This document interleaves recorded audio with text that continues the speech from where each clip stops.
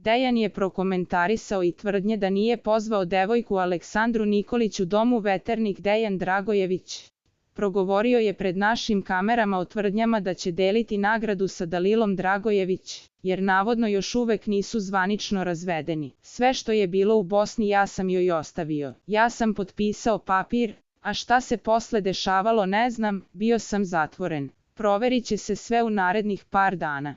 Kod Kante sam potpisao, brak je bio Kanta. Smeh, naveo nam je Dejan Dragojević. Delit ću nagradu, ali samo sa mojom porodicom, sa njima hoću. Imam planove za biznis, dogovaram se sa Davidom, bit će u krugu porodice, dodao je Dragojević. Dejan je prokomentarisao i tvrdnje da nije pozvao devojku Aleksandru Nikolić u domu Veternik. Doći će ona u Veternik, vidjet ćemo. Da li danas, sutra, za vikend, nekad hoće, dogovorit ćemo se sve, naveo je pobednik Zadruge 5.